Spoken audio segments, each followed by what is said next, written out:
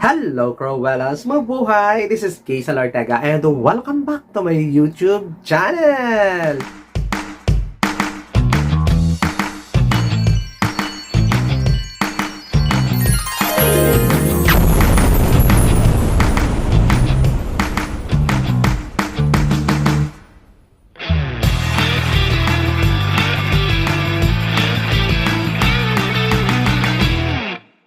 Kamusta po kayong lahat? Good morning, good afternoon, good evening, ano mga oras kayo nanonood sa akin ngayon. Maraming pong salamat. Sa mga bago ko dyan subscriber, returning viewers, thank you so much. Sa mga hindi pa dyan nakasubscribe, ay alam nyo na, subscribe my YouTube channel, Kaysal Ortega, Cruella in Pageantry, and click the notification bell below para updated kayo when it comes na maglabas ako ng aking mga video. Ngayon, ang aking part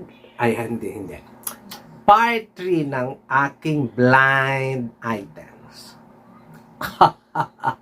Matutuwa kayo na ito. Grabe. Ang arte-arte ko. Pero bago ang blind item na yan, may chika muna ako sa inyo. At saka may report muna ako sa inyo kasi hindi ko ito na lagay kanina sa aking vlog for today and latest update. Ngayon naglabas na ang Miss Grand International ng Miss Popular votes. Miss Popular vote sa kanila kung sino ang makakapasok sa top 10 kasi ito na tong Miss Popular na to, automatic top 10 to ha. Ang winner dito, naloloka ako sa mga eksena, bugbogan si Miss Indonesia at saka si Miss Myanmar sa top spot.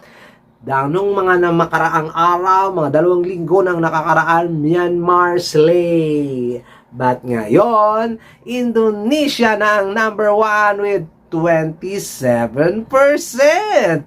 Oh my God! 27% si Indonesia, Myanmar 25% na lang. So, ang laki ng ibinagsak ng Indonesian people, pati si Jed Madela, na pera sa Miss Grand International. Maubos sana yung pera niya. Charot lang. Next, ang third naman ay si Miss Germany with 5% lang. So, walang laban. Next, si Miss Guatemala with 5% din. Laki ng lamang. Next, 5th place is Miss Thailand. 6th place is Miss Mexico. 7th place is Miss Dominican Republic. And 8th place is Miss France with 2. Diba? Kasi 3 si Thailand with 2 and the rest of the 2% lang din. At si Miss Philippines, 1% lang ba? Wala. Batuhan to, may bayad. Wala pang bayad Pilipino, mahirap. Ha?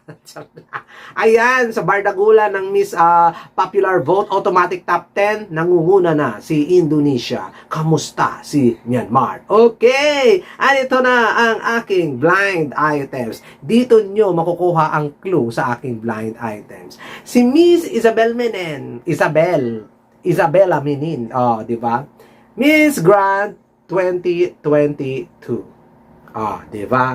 Ang ganda, ang tangkad, ang bongga. Akalain mo naglabas ng top 5. Akala mo vlogger din siya. Akala mo pageant vlogger din siya. Charot! Pero si Miss Isabella Minen, nung nakita niya ang Miss Grand candidates, ay naglabas siya ng top 5 at maluloka kayo sa top 5 niya.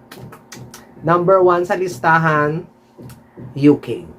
Number 2, Myanmar. Number 3, Spain. Number 4, Philippines. Number 5, India. In random order yan guys ha. Hindi.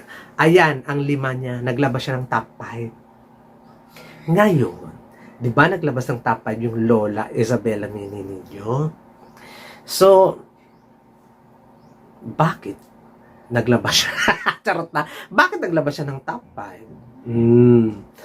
May sip-sip ba dito sa mga eksena ito? Eto na.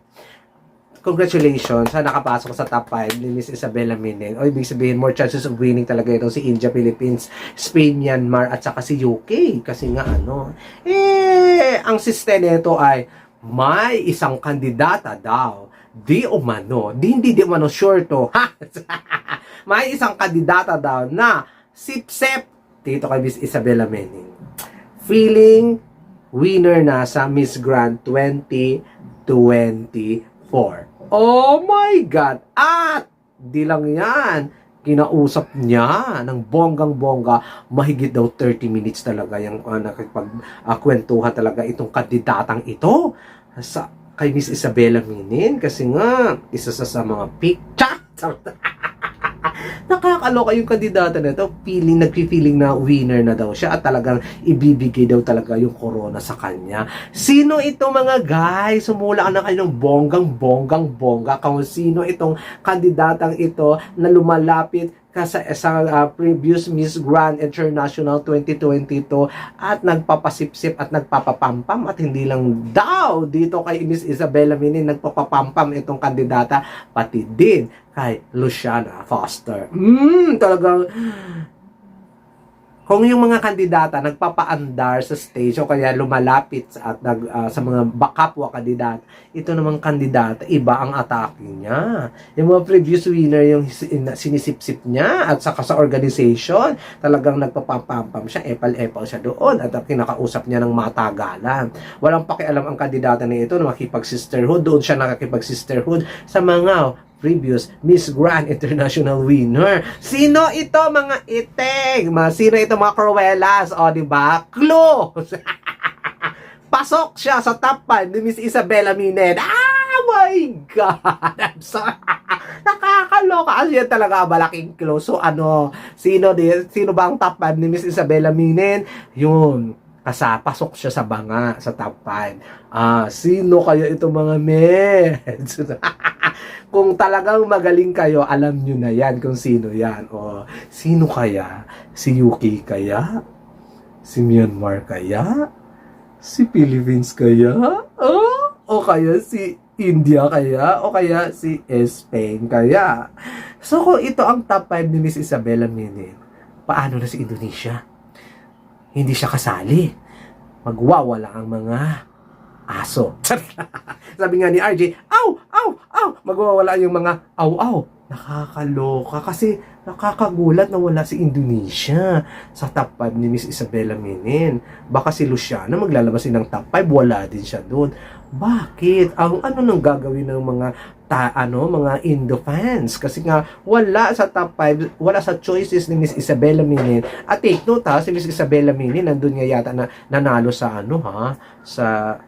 sa Indonesia. Bakit hindi niya piniling pumasok sa top 5 si Indonesia? O baka hindi niya bet yung ganda. Di ba? Ayan guys, hulaan na lang ninyo ang aking blind item. Nag-iisa lang yung blind item ko for today's video, pero pasabog naman itong blind item ko. Sino ang sip-sip sa organization at sa mga reyna ng Miss Grand International? Ito yung choices. Sa top 5 siya ng choice ni Miss Isabela Minin. Pinasok siya, kaya sip-sip siya.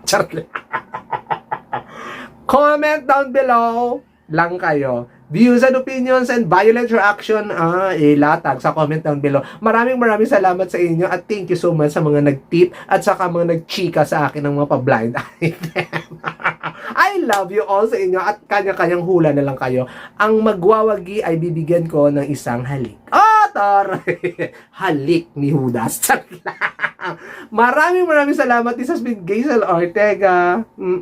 Paalam.